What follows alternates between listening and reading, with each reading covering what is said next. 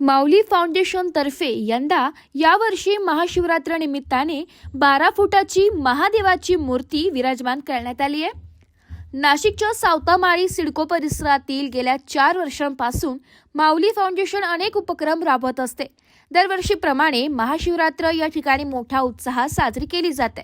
तसेच यंदा यावर्षी महाशिवरात्र निमित्ताने 12 फुटांची महादेवाची मूर्ती ही विराजमान करण्यात आली आहे। या ठिकाणी विद्युत रोषणाई डिजिटलच्या माध्यमातून कैलास पर्वताचा देखावा या ठिकाणी सादर करण्यात आलाय।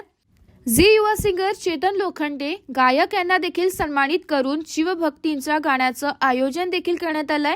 त्याच गाण्याच्या सुरावर सगळीकडे आपल्याला भक्तिमय वातावरण दिसून आले।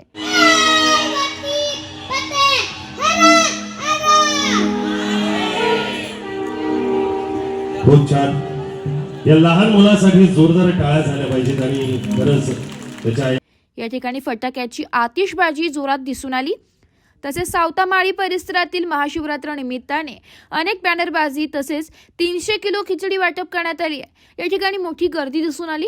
या कार्यक्रमाप्रसंगी माऊली फाउंडेशनचे संस्थापक अध्यक्ष ज्ञानेश्वर पोमनार, दिनेश साबळे, संतोष ढवळे, श्रीकांत पाटील, सनी विठ्ठलकर, शशिकांत पाटील, संतोष क्षत्रिय, नरेंद्र पाटील, पंकज अहिरराव, सोनू दुबे, अशोक सानप, प्रणित अण्णा हिरे, गोपी विठ्ठलकर, प्रशांत अण्णा करे, धीरज कुंदरिया, दिलीप वदक याबाबत माऊली फाउंडेशनचे संस्थापक अध्यक्ष ज्ञानेश्वर पोमनार यांनी अधिक माहिती दिली आहे।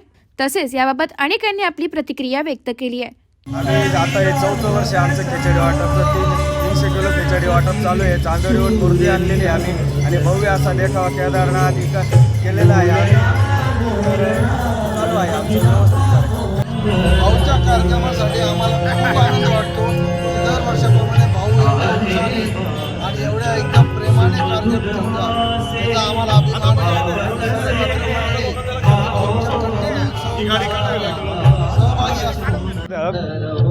हा कार्यक्रम जवळपास 3-3.5-4 वर्षापासून कंटिन्यू चालू आहे। माऊली भाऊ यांनी हा जो कार्यक्रमाचा हे केलेला आहे, घाट घातलेला आहे, तो इतका सुंदर आहे आणि इतका अप्रतिम आहे की इथं समाजामध्ये सर्वांना याचा लाभ घेता यावा यासाठी त्यांनी या चौकामध्ये हा कार्यक्रम चालू केलेला आहे।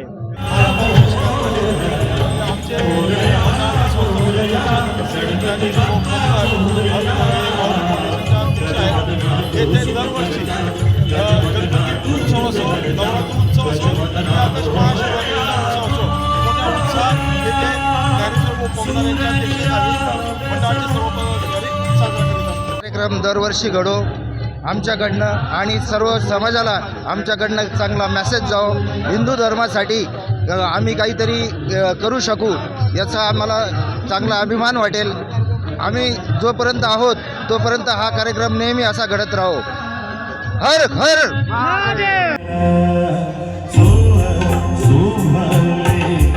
शिवकाला